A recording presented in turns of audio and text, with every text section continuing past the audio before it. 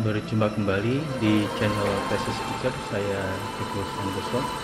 Kali ini saya ingin berbagi pengalaman saat saya menjadi co-director serial sinetron Gadis Korek Api. Serial sinetron Gadis Korek Api ini disutradarai oleh Winalda Melalatua, yang dulunya dia seorang director of photography. Film-filmnya Mas Kerin juga pernah dia kameramenin. Terus kemudian setelah dia menjadi sutradara di Multivision waktu itu, saya dipanggil sama Pak Wiki. Kemudian setelah tahu saya sudah beberapa kali mensutradarain, akhirnya saya ditawarin untuk menjadi co-directornya Bang Winalda Melalatua. Nah, Gadis Korek Api ini pemerannya Mas Ayu Anastasia, Monica Omardi, terus Harlan Lobo, terus ada Boy Iska juga. Nah,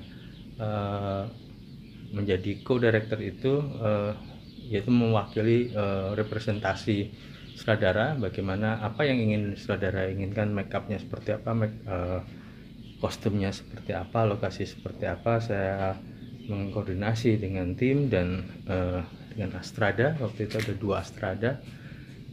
Saya mengkoordinasi aja konsep-konsepnya dari sutradara itu saya harus tahu betul, karena ketika harus dibagi tim untuk saya membuat beberapa adegan yang bukan peran utama, bisa saya bikin juga, maupun yang peran utama, karena waktu itu juga sudah mulai tayang. Jadi begitu konsepnya di ACC oleh stasiun TV, kalau nggak salah waktu itu SCTV ya, terus kemudian mulai running jalan, sehingga persiapannya kita menentukan titik utama lokasinya mana, terus kemudian menentukan set pendukungnya mana gitu.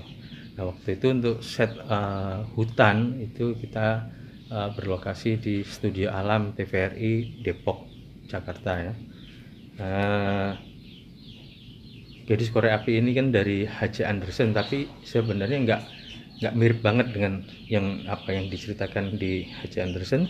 Hanya saja diadaptasi sedemikian rupa, dikembangkan menjadi satu sinetron yang tidak klasik, tidak legenda, jadi masuk ke dunia modern gitu ya, dari suatu pedesaan kemudian dunia modern, tapi tetap menggunakan judul Gadis Korek Api.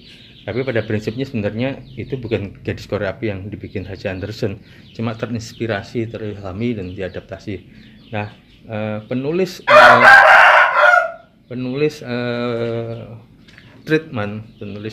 sinopsis, konsep dasarnya itu penulisnya dari India, jadi serial TV penulis India beneran yang masih tinggal ada di India. Jadi kita waktu itu kontaknya by email ya, dia mengirimkan main plot, terus kemudian dia mengirimkan treatment gitu. Saya sebagai co-director mempelajari itu semua dan mengkoordinasi ke tim asisten sutradara. Saya koordinasi supaya menyiapkan jadwal dan menyiapkan pemain yang harus dipenuhi, dan pemain itu Bang Winalda mempercayakan penuh saya untuk menyaring pemain-pemain pendukung yang untuk terlibat, karena pemain itu harus memang profesional, harus ready stock itu, ready untuk acting, itu bukan harus ngajar-ngajarin lagi.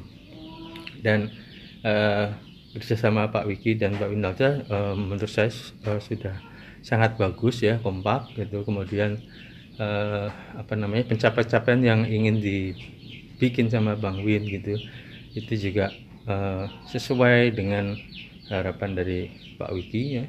Terus kemudian Bang Win sendiri sebagai mantan DOP juga, di pengarahan gambarnya juga bagus, pengadegannya kadang juga agak terpengaruhi dengan saudara-saudara yang pernah dia kameramenin gitu, pernah dia DOP-in gitu ya. Kemudian penulis India itu selalu memberikan treatment atau urutan adegan atau plot scene gitu kan. Nah, plot scene itu plot scene itu kemudian ditulis oleh penulis Indonesia yang notabene menyesuaikan dengan adat, bahasa, dan kearifan lokal gitu. Jadi kalau ditulis ya dari penulis Indonesia, pasti tentu mereka tidak tahu bagaimana kearifan lokal atau tradisi atau bentuk-bentuk lokal yang harus dia ini, sehingga dia hanya memberikan urutan scene, urutan plot gitu. Nah setelah itu baru ditulis. Waktu itu Mas Heri penulis skenarionya. Nah, jadi saya selalu mengkontrol gitu dari treatment yang ada, kemudian saya konsultasikan dengan Pak Wiki apakah itu sudah approve untuk bisa ditulis, dan untuk karena itu begitu sudah di approve dari Pak Wiki berarti itu penulisnya menulis skenario dan saya mengkoordinasi sama tim untuk menyiapkan syuting gitu. Nah kemudian di episode awal itu banyak menggunakan binatang ya. Ada ular sanca yang gede banget, yang panjang banget gitu, yang ketika mau syuting pun kita semua harus melakukan adaptasi dengan binatang-binatang itu, terutama pemainnya. Waktu itu Mas Ayu Anastasia cukup familiar dengan binatang-binatang itu sehingga tidak takut ya. Ada ular, ada monyet itu yang kadang yang susah kadang ya. Binatang kan tidak bisa bukan binatang yang memang bisa acting gitu kan, maksudnya memang dari sirkus ini binatang yang mereka para penggemar binatang, terus kemudian mereka memiliki ular gitu ya, kita bawa. Ada yang memiliki monyet, itu dari topeng monyet itu kita ambil, dan kadang susah kalau monyet itu ketika dia lepas gitu. Ketika dia lepas dia lari ke atas, maka pawang monyetnya itu harus mencari monyet perempuan supaya dia mau turun. Setelah ada monyet perempuan dia baru turun, bisa kita tangkap untuk syuting lagi gitu. Karena juga Bang Win pengen monyet itu ukurannya harus sama, jadi kalau ada pengganti monyet yang lain pun harus ukurannya sama, karena wajahnya di close banget sama Bang Win ya. Kemudian juga ular itu sempat kita masukin lubang gitu, lubang dia keluar ketika mau makan Mas Ayu sebagai gadis korek apinya. Nah ular kan kalau ditaruh di tempat lubang itu dia justru pengen lari pergi. Nah itu kita nariknya rame-rame gitu ya. Terus banyak kejadian ketika syuting film yang kita di tempat yang agak spooky, agak serem gitu ya, di sedia alam gitu, jam 1 malam sampai jam 2 malam gitu ya. Kadang kita dengar suara-suara soundman-nya itu kok ada suara ini gitu. Nah itulah yang terjadi. Terus kemudian yang paling sangat tidak bisa terlupakan ketika kita syuting bersama harimau. Salam berjumpa kembali di channel Thesis Picture. Saya Teguh Santoso. Kali ini saya ingin berbagi pengalaman saat syuting sinetron maupun film layar lebar yang menggunakan binatang. Ternyata syuting dengan binatang itu ada hal-hal yang tidak bisa kita duga, sekalipun kita sudah membawa pawangnya atau pemilik binatang itu. Jadi salah satunya saat syuting serial sinetron Gadis Korek Api, di situ ada binatang harimau yang ceritanya sedang mengejar si gadis korek api itu. Nah harimau itu sebenarnya sudah diikat lehernya menggunakan tali sling gitu ya, tali yang kecil, kawat baja yang sangat kuat gitu ya. Tapi karena waktu itu menggunakan kamera yang masih menggunakan kaset gitu, mini Betacam ya. Pada saat itu mini Betacam itu kameranya kita mesti mengukur jarak fokus dari kamera ke binatang, terus kemudian ketika jarak fokus ke artisnya waktu itu Mas Ayu Anastasia. Nah Mas Ayu ini sudah diukur jaraknya dia lari hingga pada titik fokus tertentu, dan harimaunya juga diikat supaya sudah diukur tali slingnya juga supaya tidak mengenai Mas Ayu, nggak bakal mengenai Mas Ayu. Nah, karena beberapa kali latihan itu begitu Mas Ayu lari, harimaunya lari, sehingga seolah-olah memang harimau itu mengejar Mas Ayu, tapi harimau itu akan tertahan dengan tali seling yang sudah diukur jaraknya gitu. Jadi setidaknya hanya sebatas di depan kamera saja si harimau itu, sehingga kamera seolah-olah memang harimau itu sangat dekat sekali mengejar Mas Ayu, tapi Mas Ayunya bisa melepaskan diri, dia sebagai gadis korek api. Namun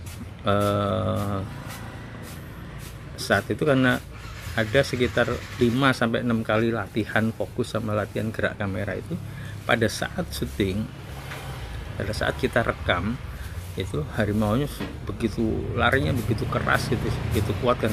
Sudah 4 kali 5 kali 6 kali latihan itu mungkin talinya itu juga sudah semakin kendor gitu, tapi tidak dicek lagi ketika mau perekaman gitu, karena waktu itu sudah tengah malam, jam 2 malam gitu.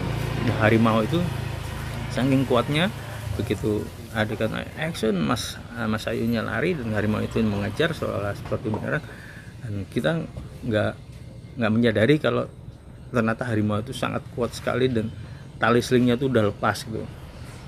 Nah, begitu lepas kan semua jadi panik gitu.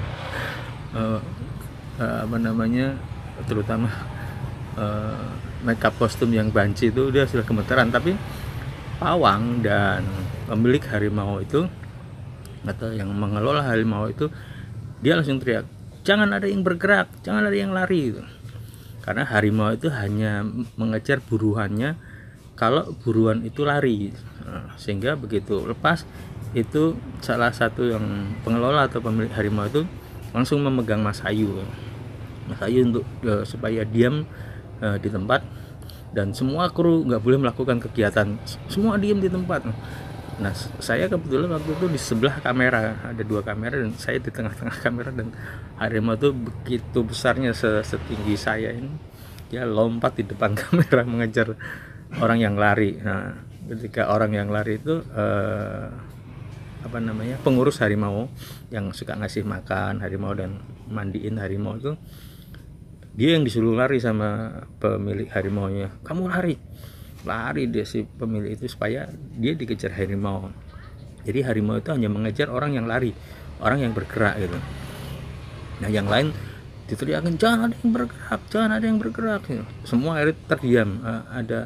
Ada seorang kostum dan makeup yang ada di kursi sutradara, dia duduk situ dan dia dilompatin harimau itu dan terkenceng-kenceng karena saking takutnya dan saking paniknya. Tapi si pawang itu lari terus melingkari area kru film. Kami karena larinya si pawang itu melingkar, sehingga harimau itu lebih cepat mengambil potong jalannya, dan si yang suka ngopeni harimau itu yang ngasih makan, mandiin harimau dan motong kuku itu dia keterkam harimau itu, dan cakarnya harimau itu sudah mencakar kedua dadanya gitu kan, dan giginya sudah menancap di sini. Nah, terus pemilik harimau itu lari mengejar harimaunya, itu ditendang kepalanya itu, tendang wah gitu, dan begitu ditendang harimau itu takut. Jadi menurut pemiliknya, pokoknya kalau sama harimau tuh nyali kita harus lebih besar dari harimau. Tapi ada nggak manusia yang nyalinya lebih besar harimau ketika saat pertama kali ketemu dengan harimau gitu. Jadi sama pemiliknya itu begitu tendang kepalanya beberapa kali, nunduk gitu ya, harimau tuh langsung takut nunduk, kelihatan dia takut nunduk gitu. Dan si pengasuh harimau itu ditolong, diobatin sama tim kru, dibawa ke rumah sakit. Nah, terus kemudian harimau itu diikat lagi pakai rantainya sama pemiliknya, dibawa dulu, ditenangin dulu. Jadi akhirnya kita menunggu harimau itu supaya agak tenang lagi untuk syuting lagi. Nah, begitulah kesulitan dan teknis ketika kita syuting dengan binatang beneran gitu kan. Kalaupun itu ada pawangnya, membutuhkan waktu yang banyak, tidak hanya ketika latihan maupun ketika terjadi seperti itu. Nah, ketika syuting di Irian pun, waktu saya terlibat syuting film itu Kasuari, pada saat di hutan yang lingkungannya itu bisa terkendali, kasuari itu bisa menggunakan tali sling, jadi kalau lari segala macam bisa diikutin. Nah ketika kita syuting di pantai di mana itu tidak ada pohon-pohon untuk kru sembunyi dan mencegat kasuari itu, kesulitan juga begitu kasuari itu lari, nggak ada yang bisa menandingi larinya kasuari. Nah itulah saat-saat bahkan mungkin sekarang juga Indonesia filmnya masih menggunakan binatang beneran kalau syuting binatang. Sementara kalau kita lihat film Life of Pi atau film-film luar yang sudah menggunakan special effect, binatang-binatang itu bisa diarahkan dengan komputer, hanya dengan komputer. Nah begitu ketinggalannya ya di Indonesia, sekalipun sebenarnya mungkin Indonesia banyak yang sudah mampu menggunakan special effect itu, namun memang biayanya lebih besar gitu.